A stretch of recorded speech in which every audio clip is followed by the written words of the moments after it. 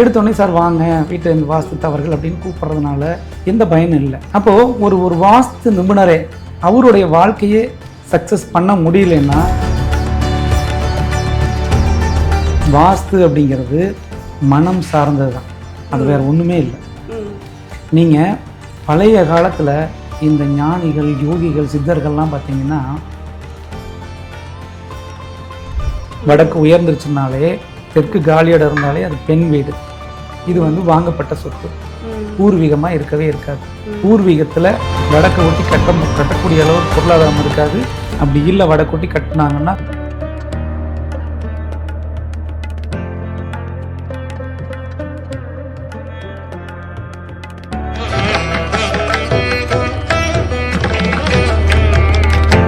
வீட்டிற்கு தேவையான அனைத்து பூஜை பொருட்களும் வாங்கும் ஒரே இடம் டிவைன் சேவா. தொடர்புக்கு 9841023450. உடனே கால் பண்ணுங்க, உங்க பூஜை அறைய அழகுபடுத்துங்க. உலக தமிழர்கள் அனைவருக்கும் சென்னை கிழக்கு மாவட்ட தலைவர் திரு குமார் மற்றும் ஆன்மீக பிரிவு தலைவர் திரு சிவமயம் முரளிதரன் அவர்களின் பொங்கல் நல்வாழ்த்துக்கள். பொங்கல் பொங்கட்டும், தாமரை மலரட்டும். திருவருள் டிவி நேயர்களுக்கு வணக்கம். நம்மளுடைய சேனல்ல தொடர்ந்து ஆன்மீக தகவல்களை பார்த்துட்டு இருக்கோம். எல்லாருக்குள்ளேயுமே நிறைய சந்தேகங்கள் இருக்கு. வாஸ்து ரீதியா நான் இந்த வீட்டுக்கு போகலாமா, இந்த திசை எனக்கு செட் ஆகுமா அப்படின்னு சொல்லிட்டு பல சந்தேகங்கள் இருக்கும். அதுலேயும் சொந்த வீடு வாங்கணும்னு ஆசைப்பட்டோம்னா எந்த திசை சரியானதா இருக்கும், எந்த திசையில பிரம்மஸ்தானம் இருக்கணும் அப்படின்ற மாதிரி பல சந்தேகங்கள் இருக்கும். எல்லாத்துக்குமே நம்மளுடைய சேனல்ல வாஸ்து நிபுணர் தங்கதுரை அவர்கள் தெளிவான விளக்கம் கொடுத்துட்டு இருக்காரு. அப்படி பார்க்கும்போது நம்மளுடைய நேயர் ஒருத்தர் வாஸ்து ரீதியாக அவங்களுக்கு இருக்கக்கூடிய சந்தேகங்களை கேட்கறதுக்காக தங்கதுரை அவர்களை மீட் பண்ணுறதுக்காக வந்திருக்காங்க. வாங்க அவங்க கிட்ட பேசிடலாம். வணக்கம். வணக்கம் மேடம். வணக்கம் சார், எப்படி இருக்கீங்க? நல்லா இருக்கேன் சார், நீங்க நல்லா இருக்கீங்களா? நல்லா இருக்கேன் மேடம், நல்லா இருக்கேன். இப்போ வாஸ்து ரிலேட்டடா நிறைய டவுட்ஸ் இருக்கு சார். இப்போ நிறைய வாஸ்து கன்சல்டன்ஸ் இருக்காங்க. நிறைய பேர் சொல்றது ஒரு விதமா இருக்கு. ஒன்னொன்னு பார்க்கும்போதும் கரெக்ட்ன்ற மாதிரி இருக்கு. அதுக்கப்புறம் இன்னொருத்தர் சொல்லும் போது அது தப்புன்றது தெரியுது. அப்போ நம்ம கரெக்டான வாஸ்து கன்சல்டன்ட் ஆஸ் அ லேமேன், எதை பத்தியுமே தெரியாத வாஸ்து பத்தி தெரியாத ஒரு ஆளு எப்படி ஒரு நல்ல வாஸ்து கன்சல்டன்ட்டை அணுகணும்? ஒரு அற்புதமான கேள்விதான். இப்போ என்னன்னு பார்த்தீங்கன்னா, நம்ம ஒரு வாஸ்து நிபுணரை கூப்பிடுறப்போ பிளைண்டாக கூப்பிடக்கூடாது. ஒருத்தர் சொல்கிறது இவர் சொல்கிறது நல்லா இருக்குது, இன்னொருத்தர் சொல்கிறது நல்லா இருக்குது, அப்படி நீங்கள் பொதுவானதை எடுத்துக்கூடாது. ஒரு 10 பேர்த்தோட வீடியோக்களை பாருங்கள், யார் சொல்கிறது உண்மை, எது நமக்கு பொருந்தி வருது அப்படிங்கிறத பார்க்கணும். பார்த்துட்டு இன்னொன்று என்னன்னு பார்த்தீங்கன்னா, ப்ராக்டிக்கலுக்கு இது சாத்தியமா அப்படிங்கிறத பார்க்கணும். அப்போ தான் நீங்கள் சரியான ஆளை தேர்ந்தெடுக்க முடியும். இன்னைக்கு என்னன்னு கேட்டீங்கன்னா, எங்கிட்ட வாஸ்து நிறைய மாணவர்கள் படிக்கிறாங்க. அவங்களும் வாஸ்தை பற்றி நிறைய வீடியோ போடுவாங்க, அவங்களும் வகுப்படுக்கிறாங்க. பட் இப்போ நானும் அவங்களும் மீடியாவுக்கு முன்னாடி 2 பேர் ஒரே சரிசமம் தான். அப்போ யாருக்கு இந்த விஷயம் தெரியும், யாருக்கு இந்த விஷயம் தெரியாது அப்படின்னு சொல்லி பொதுமக்களுக்கு தெரியாது இல்லை. அதனால கொஞ்சம் குழப்பங்கள் இருக்க தான் செய்யும். பட் நீங்கள் கொஞ்சம் இதில் தெளிவை எப்படி எடுக்கணும்னா, ஒரு வாஸ்து நிபுணர் அப்படின்னா அவருடைய சுய வாழ்க்கையில் வெற்றி அடைஞ்சாரா அப்படிங்கிறத பார்க்கணும். அவருக்கு திருமண வாழ்க்கை எப்படி இருக்குது, திருமணம் ஆயிடுச்சா, குழந்தைகள் இருக்கா, அவர் பொருளாதார ரீதியாக சக்ஸஸ்ஃபுல்லாக இருக்காரா, இப்படி ஒவ்வொரு விஷயமே கேட்கணும். எடுத்தோடனே சார் வாங்க வீட்டில் இருந்து வாஸ்து தவறுகள் அப்படின்னு கூப்பிட்றதுனால எந்த பயனும் இல்லை. அப்போது ஒரு வாஸ்து நிபுணரே அவருடைய வாழ்க்கையே சக்ஸஸ் பண்ண முடியலன்னா உங்களுக்கு எப்படி நான் சக்ஸஸ் கொடுக்க முடியும்? ஓகே சார், ஓகேங்களா? அதனால் கொஞ்சம் யோசனை பண்ணி நிதானமாக நீங்கள் முடிவெடுத்து ஒரு வாஸ்து நிபுணரை தேர்ந்தெடுக்கணும். நல்ல வாஸ்து நிபுணர் கண்டிப்பாக கிடைப்பாங்க. கண்டிப்பா சார். இப்போ நீங்க சொன்ன பதில்ல இருந்த ஒரு கேள்வி கேட்குறேன். இப்போ நீங்க சொன்னீங்க வாஸ்து நிபுணர் ஒன்று இழந்தாதான் ஒன்று கிடைக்கும்னு சொல்றாங்க இல்லையா? இப்போ வாஸ்து நிபுணருக்கு ஒன்று இழந்திருக்கிறதால தானே அவர் ஒரு விஷயத்த நிறைய பேசுறாரு. அப்போ அவரோட வாழ்க்கையில ஒரு இழப்பு இருக்கும் இல்லையா? அவரை எப்படி ஒரு சக்சஸ்ஃபுல்லான பர்சனா இருக்க முடியும்? இப்போ அவர்கிட்ட ஏதோ ஒரு ஃபினான்ஷியலாவோ இல்லை மேரேஜ் லைஃப்லயோ ஏதாவது ஒரு குறை இருந்தாதான் அவங்க வாஸ்து நிபுணர் இருக்க முடியுமா? அவங்க தான் நமக்கு சொல்யூஷன் சொல்ல முடியுமா அப்படின்னு கூட ஒரு கருத்து இருக்கு இல்லையா? அது உண்மையா? அது உண்மை இல்லை மேடம். இப்போ என்னைய நான் காம்ப்ரமைஸ் பண்ணிக்கணும், என்கிட்ட வர்றவங்ககிட்ட நான் ஏதாவது ஒரு கிளைண்ட் கிட்ட ஏதாவது ஒரு பொய் சொல்லணும் அப்படிங்கறதுக்காக நம்ம அதை சொல்லலாம். ஓகே. எல்லா வாஸ்து நிபுணர்களுமே எல்லாமே இழந்தவங்க யாருமே கிடையாது. இப்போ எங்கிட்ட ஒரு குறை இருக்குன்னா அந்த குறைக்கான காரணத்தை நான் தேடுறேன். ம் அதுக்காக என்ன பண்ணுறோம், அது ஒரு பொய்யை புனையப்பட்டு நான் வந்து சொல்கிறேன்னே ஒழிய, மற்றபடிக்கு நான் சக்ஸஸ்ஃபுல்லாக இருந்தேன்னா சக்ஸஸ்ஃபுல்லாக ஓப்பனாக சொல்லாமே. ஆமாம். இப்போ நான் உங்களுக்கு ஒரு தீர்வு கொடுக்கணும் மேடம், அந்த தீர்வு வந்து எனக்கே கிடைக்கல, உங்களுக்கு எப்படி அந்த தீர்வு கிடைக்கும்? கொடுக்க முடியாது. கரெக்ட். இப்போ பொருளாதார ரீதியாக நான் வந்து பாதிக்கப்படுறேன். நான் உங்ககிட்ட வந்து பொருளாதாரம் பாதிக்கப்படுறதுக்கு ஈசானியம் தான் பாதிக்கப்பட்டிருக்குது, நீங்கள் ஈசானியத்தில் இருக்கிறத பூரா தவிர சரி பண்ணீங்கன்னா நீங்கள் பொருளாதார ரீதியாக சக்ஸஸ் ஆயிடுவீங்க அப்படின்னு சொல்லணும்னா நான் ஃபஸ்ட்டு அதில் சரியாக இருக்கணும்ல, நான் சக்ஸஸ்ஃபுல் மேனாக இருக்கணும்ல, அப்போ தானே கொடுக்க முடியும். ஒரு ஒரு ஒரு நீங்கள் ஒரு ஸ்வீட்டை கொடுக்குறீங்க, ஸ்வீட்டை கொடுத்துட்டு இந்த ஸ்வீட் வந்து ஸ்வீட்டாக இருக்கா கசப்பாக இருக்கான்னு சாப்பிட்டு பார்த்தா தானே தெரியும். Right right. இல்லை இந்த ஸ்வீட் வந்து பார்த்தோன்னே இந்த ஸ்வீட் வந்து நிறைய கலந்துருக்குறோம், இதில் வந்து ஸ்வீட்டும் இருக்கும் புளிப்பும் இருக்கும் காரம் இருக்கும், இதுதான் வாழ்க்கை அப்படின்னு நான் சொல்கிறதுக்கு நான் தேவையில்லையே, நீங்களே போதுமே. அதே மாதிரி தான் வாஸ்து அப்படிங்கிற கலையில் நான் வெற்றி பெற்றிருக்கணும், நான் சக்ஸஸ்ஃபுல்லாக இருக்கணும் அப்படின்னு நான் மீண்டும் பதிவிட்டுக்கிறேன். எப்போவுமே அந்த மாதிரி எதுவுமே நீங்கள் நினைக்காதீங்க. எப்போவுமே ஒரு விஷயம் வந்து எந்த பக்கம் போனீங்கனாலும் இழப்புகள் அப்படின்னா ஒரு விஷயம் அப்படின்னு எடுத்துக்கலாம், ஒரு விஷயம் இழப்புகள் எடுக்கலாம். 10மே இழந்திருக்கிறான் அப்படின்னா அவங்க எப்படி எடுக்க முடியும்? ஒன்றும் பொருளாதார ரீதியாக இழந்திருக்கிறாங்க அப்படின்னு எடுத்துக்கலாம், இல்லை குடும்ப ரீதியாக இழந்திருக்கிறாங்க, கணவன் மனைவி இல்லைன்னு எடுத்துக்கலாம், இல்லை குழந்தைகள் இல்லை அப்படின்னு எடுத்துக்கலாம், இப்படி ஏதாவது ஒன்று எடுத்துக்கலாம். பட் எல்லாத்துலேயுமே ஃபெயிலியரு. அவங்க சொல்கிறது கரெக்டாக இருக்கும் அப்படின்னு சொல்லி நீங்கள் எப்படி நம்பலாம்? இல்லை இல்லை, ஒரு டவுட் தான், அதுதான் சொல்கிறேன். அதனால நீங்கள் கேட்ட கேள்வி நல்ல கேள்வி தான். அதனால நீங்கள் அப்படிலாம் எதையுமே எடுத்துக்க வேண்டியதில்லை. எப்பவுமே வெற்றி அடைந்தவர்களாகவே தான் இருப்பாங்க. Okay okay. அவர்களோட பயணிக்கிறவங்க எப்பவுமே வெற்றி பெற்றவர்களாக தான் இருப்பாங்க. இதுக்கு ஒரு அற்புதமான உங்களுக்கு ஒரு உதாரணம் கூட சொல்கிறேன். கடந்த 10 ஆண்டுக்கு முன்னாடி இந்த வாஸ்து டீமில் வாஸ்துன்னு ஒரு குரூப்பு வந்தாங்க. அவங்க கூட இருந்தவங்க எல்லாருமே இன்னைக்கு வரைக்கும் ஒருத்தர் கூட ஜெயிக்கல. அது ஒரு மிகப்பெரிய டீம். இன்னைக்கு வரைக்கும் ஒருத்தர் ஜெயித்து மிகப்பெரிய கோடீஸ்வரனாக இருக்காரு, ஒருத்தர் சக்ஸஸ்ஃபுல்லாக வந்து நிறையா சம்பாதிக்கிறாரு, சூப்பராக இருக்காரு, எக்ஸ்ட்ரானரி இருக்காங்கன்னு ஒருத்தர் கூட இல்லை. ஓகே. அப்போது என்னன்னா, நான் உங்களை ஜெயிக்க வைக்கிறேன், சூப்பராக இருக்கிறேன் நான் மட்டுமே நல்லா இருந்துக்கிட்டு நம்ம கூட இருக்கிறவங்க பூரா ஜெயிக்கலைன்னா அப்போ நாம் சொல்கிறது வந்து உண்மை கிடையாது இல்லையா? அப்போ நம்மளோட பயணிக்கிறவங்க எல்லாமே சக்ஸஸ் கொடுக்கணும்னா நான் சக்ஸஸாக இருக்கணும். அப்போ நம்மளோட இருக்கிறவங்க எல்லாமே சக்ஸஸ் கொடுக்க முடியும். Okay sir. இப்போ ஒரு வீடு தான் வந்து மனிதனோட வளர்ச்சியை தீர்மானிக்குதுன்னு வாஸ்துல சொல்றாங்க இல்லையா? இப்போ வீடு தான் தீர்மானிக்குதுன்னா அப்போ மனிதனை விட வந்து வீடு தான் முக்கியமா? நம்ம மைண்டுக்குன்னு ஒரு ரோல் இல்லையா? நம்மளோட உண்மை தன்மைக்குன்னு ஒரு பங்கு இல்லையா? இப்போ வந்து எவ்வளோ நல்லவங்களா இருந்தாலும் நல்ல சிந்தனைகள் இருந்தாலும் நம்ம ஒரு கெட்ட வீட்டில் போய் எப்படி கஷ்டப்பட முடியும்? அப்போ அதுக்கு ஒரு மூலம் வந்து நம்மளோட செயலாக தானே இருக்கு. இப்போ நல்ல செயல் பண்ணோம்னா நல்ல வீடு அமையணும் இல்லையா? அப்போ செயல் தானே மெயின், வீடு எப்படி மெயின் ஆக முடியும்? வீடை வச்சு செயல் மாறுமா, செயலை வச்சு வீடு மாறுமா? எனக்கு இருக்க டவுட்டு, நம்ம வந்து இப்போ நான் எனக்கு நிறைய ப்ராப்ளம்ஸ் வருது, அப்போ வந்து ஏதோ ப்ராப்ளம் இருக்குன்னு தெரிஞ்சிருது. அப்போ நான் என்னதானே மாத்திக்கணும்? என்னோட சிந்தனைகள், நான் எதாவது தப்பு பண்றேன்னா அதை மாத்தினா என்னோட வாழ்க்கை மாறும் இல்லையா? அப்போ வீடும் மாறும் இல்லையா? அங்க சொல்யூஷன் அப்போ மைண்ட்ல இருக்கு இல்லையா? இப்போ பெரிய குருமார்கள்லாம் வந்துட்டு இப்போ இருக்கிறவங்கெல்லாம் விட்டுருக்காங்க, வழியாக வந்தவங்கெல்லாம் வந்து சொல்யூஷன் எல்லாருமே வந்து உள்ள மாற்றம் தானே சொல்லியிருக்காங்க. யாருமே வீடுன்னு சொல்லலை இல்லையா? அது எதனால்? அது அந்த ரொம்ப அற்புதமான கேள்வி இது. இப்போது உள்ள மாற்றம் அப்படின்னு சொல்லி சொல்கிறாங்களே, நம்மளுடைய உள்ள மனது தான் அப்படிங்கிறோம். உங்களுடைய மனது இயக்கிறது தான் வீடு, பிரபஞ்ச சக்தி. ஓகே. இப்போ வீடுன்னா வாஸ்துன்னா என்ன அப்படிங்கிறத ஃபஸ்ட்டு தெரிஞ்சுக்கணும். வாஸ்து அப்படிங்கிறது மனம் சார்ந்தது தான், அது வேறு ஒன்றுமே இல்லை. நீங்கள் பழைய காலத்தில் இந்த ஞானிகள், யோகிகள், சித்தர்கள்லாம் பார்த்தீங்கன்னா காடுகளில் தான் தவம் செஞ்சாங்க, மரத்துக்கடியில் தான் தவம் செஞ்சாங்க. இவங்க யாருமே வீட்டுக்குள்ள உட்காந்து தவம் செய்யலை. பெரும்பாலானவர்கள் எடுத்துக்கங்களேன், எல்லாமே அப்படிதான் இருந்தாங்க. அப்போது ஒரு இடம்தான் அவர்களுக்கான அந்த தவ நிலையை பூர்த்தி செஞ்சிச்சு.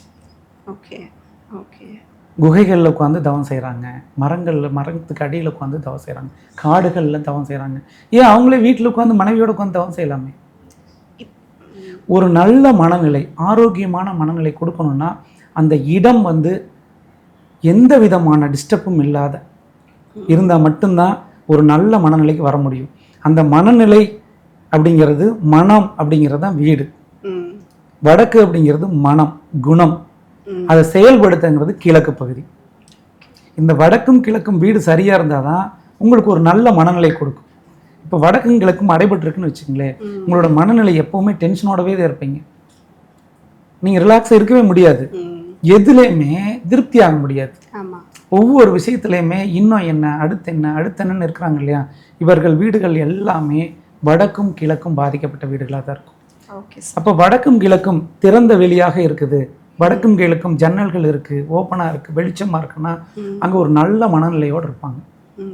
அதனால தான் திறந்த வெளி அப்படின்னு சொல்லி சொல்கிறோம் இல்லையா? அதுதான் காடுகள், மலைகள், கோயில்கள் எல்லாமே ஓப்பன் பிளேசஸ். அங்கே உட்காந்திங்கன்னா தான் உங்களுக்கு ஒரு தெளிவான மனநிலை கிடைக்கும். அதனால தான் வீட்டை வந்து நீங்கள் சரி பண்ணாதான் உங்கள் மனசு சரியாகும். நீங்கள் வீடே இல்லை, ரோட்டில் இருக்கிறாங்கல்ல, அவங்களே யாராவது டென்ஷனோட இருக்காங்க பார்க்குறீங்களா? பிளாட்ஃபார்மில் படுத்து தூங்குறாங்கல்ல, நிறைய நரிக்குறவர்கள்லாம் ஃபேமிலி இருக்காங்க, ஒரு டென்ட் தான் அமைச்சிருப்பாங்க. அவங்களுடைய போக்கே வந்து வழிப்போக்கர்கள் மாதிரி அங்கங்கே ஊரில் தங்குவாங்க, போயிட்டே இருப்பாங்க. இவர்கள்லாம் வந்து பார்த்தீங்கன்னா மன ரீதி ஏதாவது பாதிக்கப்பட்டிருக்காங்கன்னு நினைக்கிறீங்க? அவங்க குழந்தைகள்லாம் ஆட்டிசம் பாதிக்கப்பட்ட குழந்தைகள் நீங்கள் அதிகமாக எங்கேயாச்சும் பார்த்துருக்கீங்களா? நல்ல லட்சக்கணக்கான பேர்த்த பார்த்துருக்கேன். அந்த மாதிரி இருக்கிறவங்க ஒருத்தர் கூட அந்த மனநிலை பாதிக்கப்பட்டவங்க இல்லை. அதற்கு காரணம் என்னென்னா, அவர்களுக்கு திறந்த வெளி வாழ்க்கை அப்படிங்கிறது தான். அப்போது ஒருத்தருக்கு வீடு அப்படின்னு ஒன்று இருந்தால் தான் மனம் அப்படிங்கிறது பாதிக்கும். தவறாக இருந்தால், வீடுங்கிறது சரியாக இருந்துச்சுன்னா மனநிலை வந்து ரொம்ப நிறைவாக இருக்கும், சந்தோஷமாக இருக்கும். அருமையான விளக்கம் சார், நன்றி சார். இப்போ பெண் வீடு, பெண் மனை, ஆண் மனைன்னு சொல்றீங்க, அலிமனை சொல்றீங்க. இப்போ பெண் மனைனா வந்து தெற்கும் வடக்கும் நீண்டு இருக்கிறது அப்படிதானே? அப்போ அப்படி இருக்கும்போது அதுல வந்து ஆண்கள் வந்து சக்சஸ்ஃபுல்லா இருக்க முடியாதா? இஃப் இன் கேஸ் அது பெண் மனை தான்னா அப்போ அங்க இருக்கிற குழந்தைகள் ஏன் ஆண் குழந்தையா பிறக்கணும்? அது இயல்பிலேயே பெண் மனை தானே. அப்புறம் அப்போ அப்படி இருக்கும்போது சில வீட்டுல வந்து ஆண் பிள்ளைகள் பிறக்கிறாங்க, பெண் பிள்ளைகள் இல்லாம. அப்படி இருக்கும்போது அதுக்கு என்ன சொல்யூஷன்? ஏன் பிறக்கிறாங்க? இப்போ நீங்க பெண்மனை அப்படின்னு எடுத்துட்டா தெற்கு வடக்கு நீளமானது பெண்மனைங்கிறோம். பெண்மனையில் ஆண் குழந்தைகள் பிறந்தாங்கன்னா அவங்க சக்ஸஸ்ஃபுல்லாக இல்லைன்னு யார் சொன்னது? இன்னைக்கு தமிழ்நாட்டில் மிகப்பெரிய கோடீஸ்வரர்கள் வீடு எல்லாமே நீங்கள் சொல்கிற பெண்மனை வீடுகள் தான். அவங்களுக்கு எல்லாமே பார்த்தீங்கன்னா இப்போ கோயம்புத்தூரில் மிகப்பெரிய மில்லுக்கெல்லாம் நம்ம பார்ப்போம். கோயம்புத்தூர்லேயே நம்பர் 1 மில் டெக்ஸ்டைல்னால் பல வருஷங்களாக இருக்காங்க. அவங்களுடைய சொந்த பந்தங்கள், அவங்களுடைய ரிலேஷனுக்கு எல்லாமே நம்ம வாஸ்து அப்படிங்கிறது பார்க்கணும். அங்கே எல்லாமே பெண்வழி சொத்துக்கள் தான் இருக்கும். ஒரு ஆணுக்கு தெற்கு பார்த்த வீட்டில் இருக்காருன்னா சர்வசாதாரணமாக அம்மா வழி சொத்துக்கள் வந்துடும், அல்லது பாட்டி வழி சொத்துக்கள் வந்துடும், இல்லை தாய் வழி சொத்துக்கள், தாய் வழி பாட்டி வழி சொத்துக்கள், இல்லை பாட்டியோட பாட்டி பெண் வழி சொத்துக்கள் அப்படிங்கிறது 100% கிடைக்கும். இதே கிழக்கு மேற்குமா இருக்காங்க இல்லையா, அவங்களுக்கெல்லாம் பெரும்பாலானவர்களுக்கு கிழக்கு பார்த்த வீட்டில் இருக்கிறவங்களுக்குலாம் பெண் வழி சொத்துக்கள் கிடைக்கிறது இல்லை. அப்போ ஒருத்தர் வந்து நிறைய இடங்கள் வாங்குறாரு, அவருக்கு நிறைய சொத்துக்கள் சேர்ந்துச்சுன்னா ஈஸியாக சேருது அப்படின்னாலே அது பெண்மனையில தான் சேரும், ஆண்மனையில் கிடைக்காது. ஆண்மனை என்ன பண்ணுன்னா ஆளுமையை கொடுக்கும். கிழக்கு திசை பார்த்த வீடுகள்லாம் வந்து பார்த்தீங்கன்னா ஆணுக்கு ஆளுமை கொடுக்கும், பணத்தை கொடுக்காது. அந்த பணம்னு எங்க வரும்னா பெண் மூலியமா தான் பணம் வரும். ஓஹோ, ஆனா சம்பாதிக்கிறது பெண்ணுன்னா இப்போ ஒரு ரியல் எஸ்டேட் பண்றாரு, கிழக்கு பார்த்த வீட்டில் இருக்காரு, அந்த ரியல் எஸ்டேட்டுங்கிறது மண் அப்படிங்கிறது பெண். அப்போ ரியல் எஸ்டேட் பண்ணோம்னா பெண்ணுடைய ஆதிக்கம் ஆளுமை வேணும். அந்த பெண் கொடுக்குற பெண்ணா வந்தால் தான் அந்த ரியல் எஸ்டேட்ல ஜெயிக்க முடியும். அப்போ இது வந்து வடக்கும் தெற்கும் பார்த்த மனைகளுக்கு வந்து ஆண் சும்மாவே இருந்தால் கூட அவருக்கு வசதியாக வருவார், ஏதாவது ஒரு வகையில் அவருக்கு பணம் வந்துடும். அவர் அந்த இடத்துல வந்து அவருக்கு வருமானம் இல்லைன்னா கூட பெண் அவங்களுக்கு சாப்பாடு போட்டுருவாங்க. தெற்கும் வடக்கு பார்த்த பெண்மனையில் இருக்கக்கூடிய ஆணுக்கு. இதே கிழக்கு மேற்கும் இருக்க ஆணுக்கெல்லாம் இவர் என்னதான் கஷ்டப்பட்டாலும் கடைசி வரை கஷ்டப்பட்டுக்கிட்டே தான் இருக்கணும். இவரா உழைச்சு அவரா ஒவ்வொரு விஷயங்கள் செஞ்சு செஞ்சு செஞ்சு கஷ்டப்பட்டு தான் பணத்தை ஈட்டணும். பெண்வெளி சொத்துக்கள் பெருசாக கிடைக்கிறது இல்லை. இது நீண்ட கால அனுபவங்கள் இருக்கிற அனுபவம் இந்த வாஸ்துல இருந்துச்சுன்னா ஈஸியாக அதை கண்டுபிடிச்சிடலாம். ஓகே, நன்றி சார். இப்போ 4 மூலைகளுமே மூடி இருக்கணும்னு சொல்றாங்க. அப்போ நம்ம ஒரு வாசல் அமைக்கும் போது, ஈசான வாசல் அமைக்கும் போது அந்த ஈசானம் வந்து க்ளோஸ் ஆயிருக்காது, ஐ மீன் டச் ஆயிருக்காது, அந்த மூளை வந்து க்ளோஸ் ஆயிருக்காது, ஒரு சைடு ஓப்பனாக தான் இருக்கும். அப்போ அது வந்து ஈசானம் வெட்டுப்பட்ட இல்லை வந்து கட்டான மாதிரி அமைப்பு கொண்ட வீடா அது, இல்லை கண்டிப்பாக அந்த ஈசானம்ல அந்த அந்த மூளைகள் கனெக்ட் ஆகியிருக்கணுமா? இது நல்ல கேள்வி. இப்போ எப்படின்னா, கிழக்கு பார்த்த வீட்டுக்கு ஈசானியம் மூளை கட்டா இருந்துச்சுன்னா சூப்பராக தான் இருக்கும். ஈசானியம் கிழக்கு பார்த்த வீட்டுக்கு ஈசானியம் கட்டாக இருந்துச்சுன்னா பாதிப்பு கொடுக்காது. இதே வடக்கு பார்த்த வீட்டுக்கு ஈசானியம் கட்டாக இருந்துச்சுன்னா நிச்சயமாக பாதிப்பு கொடுக்கும். Okay sir. அப்போது எந்த திசை என்ன பலனை கொடுக்கணும்னு நமக்கு இதில் தெரியணும். இது தெரியாதையே நம்ம கட்டாயம் இருந்தால் பாதிக்கப்படுவார், கட்டாயம் இருந்தால் ஆண் வேஸ்ட்டாக போயிடுவார் அப்படின்னு சொல்கிறதெல்லாம் அது வந்து அனுபவம் இல்லாத ஒருவர் சொல்கிறது தான். இப்போ ஒரு வீடு இருக்குன்னு வச்சுக்கங்களேன், 4 மூளை கட் பண்ணி கொடுங்க, ப்ளஸ் மாதிரி வீட்டை கட்டுங்க, மிகப்பெரிய கோடீஸ்வரம் வீடு ப்ளஸ் மாதிரி இருக்கும். இன்னைக்கு சொல்கிறேன், 7 மில்லு வச்சுருக்காங்க கோயம்புத்தூரில். வடகிழக்கு வெட்டுப்பட்டது, வடமேற்கு வெட்டுப்பட்டது, தென்மேற்கு வெட்டுப்பட்டது, தென்கிழக்கு வெட்டுப்பட்ட வீடு, 4 மூலைகளுமே வெட்டுப்பட்டது, கோடி கோடியாக சொத்து இருக்கு. அப்போ அங்கே எப்படி அந்த ஐம்பூதங்கள் செயல்படுது? அதுதான் இப்போ என்னன்னு பார்த்தீங்கன்னா, அவர் எப்படி இருக்காருன்னா, அவரோட சொத்துக்கள் அனைத்துமே மனைவி பேரில் இருக்குது, அவர் பேரில் எதுவுமே சொத்துக்கள் இல்லை. ஓகே. ஆனால் ஆக்டிவாக இருக்கிறது ஆண். அது வருமானங்கள் ஈட்டுறது, கம்பெனி மெயின்டைன் பண்ணுறது, மில்களை மெயின்டைன் பண்ணுறது எல்லாமே ஆண் தான். பட் என்ன ப்ராப்பர்ட்டிஸ் யார் பேரில் இருக்குன்னு பார்த்தீங்கன்னா அது பெண். பெண். ஓகே. பெண் தாங்க இந்த நிலம். நிலத்தை ஆளணும், நிலத்தை ஆளணும் அப்படின்னா பெண்ணோட அனுகிரகம் வேணுங்க. ஒரு வாஸ்துன்னா ஜோதிடம் வாஸ்து பார்க்கணும், வாஸ்துல ஜெயிக்கணும்னா பெண்ணோட அனுகிரகம் வேணும், மனைவிங்கிறவங்க வேணும். ஓகே. அப்பதான் நீங்க சொல்றதே பலிக்கும். Okay okay. இதை அனுபவபூர்வமா உணர்ந்து பார்க்கணும். பெண்ணோட துணை இல்லாம நீங்க இந்த மண்ணை ஆள முடியாது. அப்போ கல்யாணம் ஆகாதவங்கெல்லாம் ஜெயிக்க முடியாதுங்களா? ஜெயிக்க முடியாதுன்னு நிலை கிடையாது. சந்நியாச வாழ்க்கை, அந்த கல்யாணம் ஆகாதவங்கெல்லாம் பெரும்பாலும் பார்த்தீங்கன்னா வாஸ்து, ஜோதிடம், கோயில்கள், பரிகாரங்கள், இப்படியே இவங்களோட பயணங்கள்லாம் இருக்கும். ஏன்னா குடும்பம் இல்லை இல்லையா, அவங்கெல்லாம் எல்லாருமே அப்படிதான் பயணப்படுவாங்க. அந்த இதில் அவங்க வந்து சிறப்பாக இருப்பாங்க, அந்த வாழ்க்கையில் சிறப்பாக இருப்பாங்க. இப்போது ஒருத்தர் ஒரு தொழில் நடத்தி சிறப்பாக இருக்கிறதுக்கும் இதே வந்து நான் ஆன்மீகத்தில் சிறப்பாக இருக்கிறேன் அப்படிங்கிறதுக்கு நிறைய வித்தியாசம் இருக்கு இல்லைங்களா? ஆமாம். இப்போ ஆன்மீகவாதிகள்லாம் யாருக்கு மனைவியோடு இருக்கிறாங்க? இல்லை, முக்கால்வாசி இல்லை. 90%, 95% பேர் இல்லை, ஒரு 5% பேர் தான் இருக்கிறாங்க. அப்போ ஆன்மீகத்தில் ஜெயித்தவங்களாம் பார்த்தீங்கன்னா 95% பேர் வந்து பெண் துணை இல்லாத இருப்பாங்க. பெண்ணா ஆத்தரைஸ்டாக பெண்ணுடைய மனைவி அந்த ஸ்தானம் இருக்காதவங்களா இருக்கிறதுக்கு வாய்ப்புகள் அதிகம். மற்றபடிக்கு பெண் ஆளுமை இருந்தால் பெண்கள் கூட இருப்பாங்க, பட் அவங்க ஆன்மீகவாதியாக இருப்பாங்க. Okay sir. இதை வந்து ஒரு கோணத்தில் நம்ம பார்க்கக்கூடாது. இந்த வாஸ்து அப்படிங்கிறத பொதுவாகவே எடுக்கக்கூடாது. நீங்கள் பொதுவாக எடுத்தீங்கன்னா அது வேஸ்ட், பலன் இல்லை. ஒவ்வொன்றையும் ஆழ்ந்த அனுபவத்தோடு எடுத்தால் மட்டும்தான் இதில் 100% பலன் கொடுக்க முடியும். Right sir, right. இப்போ இன்னொன்று, இப்போ வீட்டுக்கெல்லாம் பெண்களோட பேர் வைக்கலாமா? இப்போ வீட்டுக்குன்னு பேர் சில பேர் வைப்பாங்க, அது மாதிரி பெண்களோட பேர் இப்போ சாந்தா இல்லம்னு வச்சுக்கோங்க, பெண்ணோட பேரை வைக்கிறாங்க. இல்லைன்னா ஏதோ ஒரு சாமி பேரை குறிச்சு ஒரு இல்லம்னு வைக்கிறாங்க. அது மாதிரி வச்சா வந்து அந்த வீட்டுக்கு நன்மை கொடுக்குமா? இல்லை அது ஆண் மனையா இருந்து பெண் பேரை வைக்கலாமா? அது மாதிரி ஒரு நீங்கள் எந்த மனையாக இருந்தாலும் சரி, சாமி பேர் வைக்கிறத விட மனைவியோட பேரோ தாயோட பேரோ பாட்டியோட பேரோ வைங்க, சூப்பராக இருக்கும். இந்த மனையால் எல்லாமே பெண் தான். அப்போ பெண் பேரில் வச்சிங்கன்னா அருமையாக இருக்கும். அந்த பெண்ணோட மனைவியோ பாட்டியோ அவங்க பேரே சாமி பேரா இருந்தா தாராளமாக வச்சுக்கலாம், தாராளமாக வச்சுக்கலாம், எந்த தவறு கிடையாது. நம்ம குலதெய்வம் பேர் பெண் தெய்வம் குலதெய்வம் தாராளமாக வச்சுக்கலாம், தாராளமாக வச்சுக்கலாம். குலதெய்வம் கோயில் எப்படி இருக்கோ அதே மாதிரி தான் உங்களுக்கு வீடு அமையுங்க. அப்படிங்களா? ஆமாம். நீங்கள் குலதெய்வம் ஒருத்தரோட குலதெய்வம் சொல்லிட்டாங்கன்னா அந்த குலதெய்வம் கோயில் எப்படி அமைப்பில் இருக்குதோ அதே மாதிரி தான் அந்த கோயிலுக்கு போகிறவங்க வீடு எல்லாமே இருக்கும். நீங்கள் செக் பண்ணி பாருங்கள். இது வரைக்கும் நான் எந்த யூடியூப்லையும் சொல்ல. ஓகே. நீங்கள் கொங்கு மாவட்டம்லாம் எடுத்துட்டிங்கன்னா கோயம்புத்தூர், திருப்பூர், ஈரோடு, இங்கிட்டு தருமபுரி, கிருஷ்ணகிரி வரைக்கும், திருச்சி, திண்டுக்கல், ஒட்டஞ்சத்திரம் வரைக்குமே பார்த்தீங்கன்னா ஒவ்வொருத்தருக்குமே இந்த கூட்டம் குலதெய்வம் இருக்கும். அதில் பர்டிகுலராக கொங்கு வேலை கொண்டு சமுதாயத்திலலாம் பார்த்தீங்கன்னா கூட்டம் குலதெய்வம்னு வச்சுருப்பாங்க. இவங்க வீடு எல்லாமே அந்த கோயில் என்ன அமைப்பில் இருக்குதோ அப்படியே டிட்டோவாக இங்கே இருக்கும். ஏன்னா அவர்கள் தான் முன்னோர்கள்.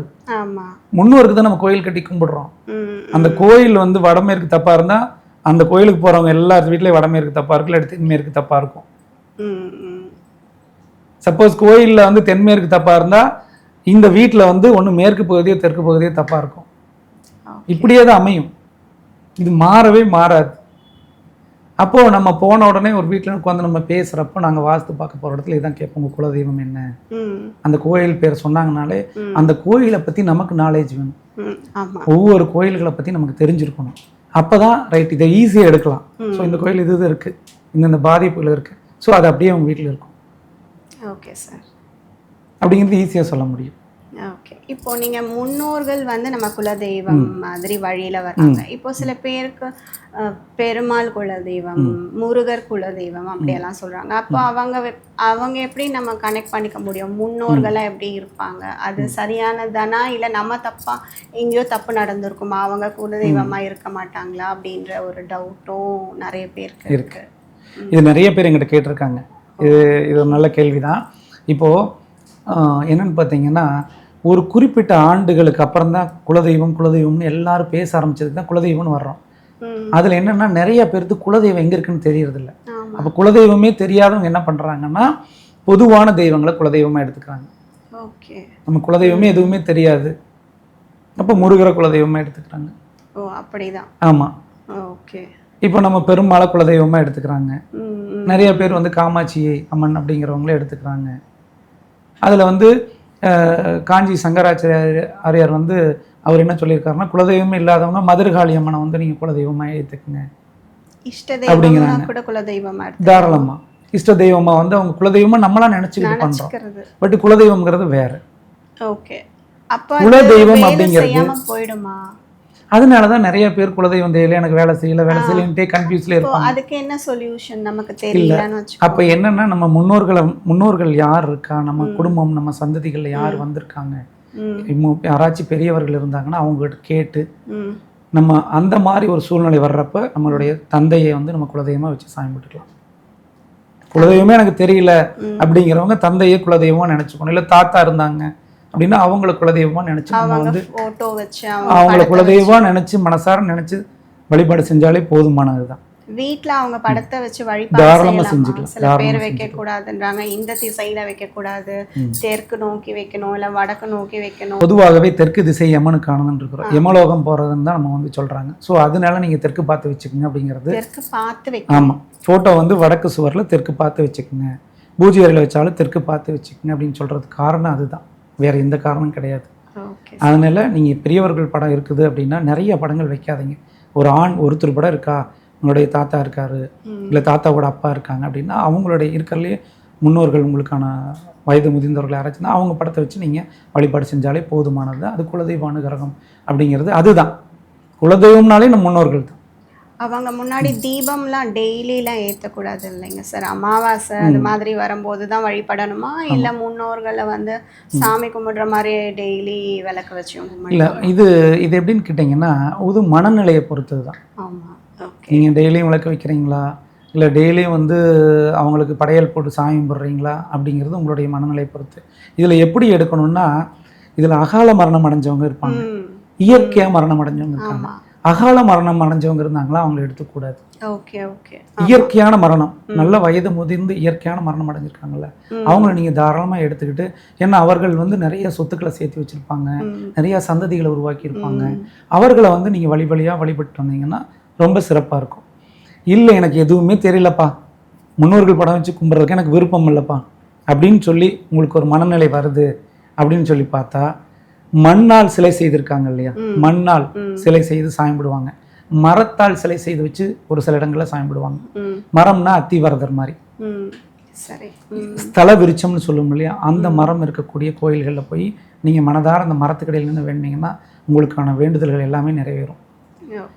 மண் சிலைகள்னு சொல்லுவோம்.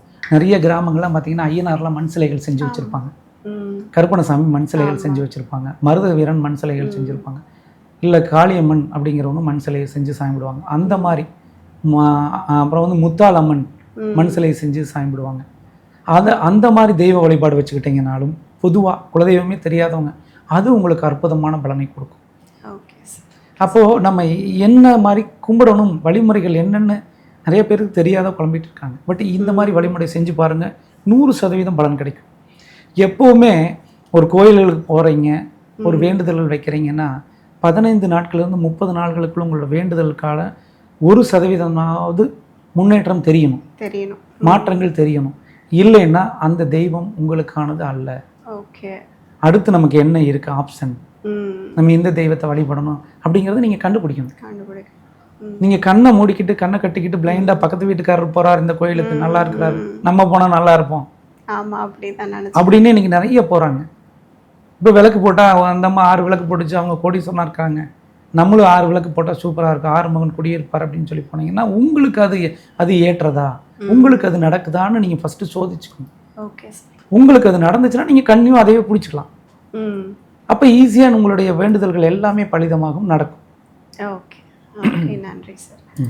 இப்போ வடக்குல தெற்கு பார்த்த வீட்டில் வடக்குல ஃபர்ஸ்ட் தெற்குல வீடு இருக்கு, அப்புறம் பின்னாடி ஒரு வீடு கட்டணும்ட்டு வடக்குல நிறைய ஸ்பேஸை விடாம ரொம்ப குறைவா விட்டு வடக்கு ஃபுல்லா கட்டிடுறோம்னு வச்சுக்கோங்க. தெற்குல கொஞ்சம் ஸ்பேஸ் வடக்கை விட அதிகமா இருக்கு, அப்போ அது தவறா, வாஸ்து குறை தருமா? நிச்சயமா. எப்பவுமே வடக்கு எல்லையை ஒட்டி வீடு கட்டிட்டீங்கன்னா அது பெண் வீடு. வடக்கு உயர்ந்துருச்சுனாலே, தெற்கு காலியோட இருந்தாலே அது பெண் வீடு. இது வாங்கப்பட்ட சொத்து, பூர்வீகமாக இருக்கவே இருக்காது. பூர்வீகத்தில் வடக்கை ஒட்டி கட்டக்கூடிய அளவுக்கு பொருளாதாரம் இருக்காது. அப்படி இல்லை வடக்கு ஒட்டி கட்டினாங்கன்னா மிகப்பெரிய கடன்காரர்கள் ஆயிடுவாங்க. அப்போ எப்போவுமே வீடு அப்படின்னு அமைக்கிறது தென்மேற்கு பகுதி அப்படின்னு சொல்லுவோம். இதற்கு காரணம் என்னன்னு பார்த்தீங்கன்னா, வடகிழக்கு அப்படிங்கிறது வடக்கும் கிழக்கும் நம்முடைய முகம், தெற்கும் மேற்கும் நம்மளுடைய முதுகு பகுதி. நம்மளுடைய முதுகு பகுதியில் எவ்வளவு எடை வச்சாலும் நம்மளால தாங்க முடியும். தலையில் ஒரு குறிப்பிட்ட அளவு எடை தான் நம்ம தாங்க முடியும்.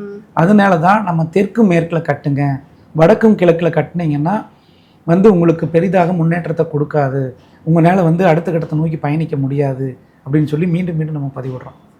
அதனால் எப்போவுமே வடக்கும் கிழக்கும் நோக்கி கட்டவே கூடாது. வடக்கும் எல்லையிலையுமே கிழக்கு எல்லையை நோக்கி கட்டக்கூடாது.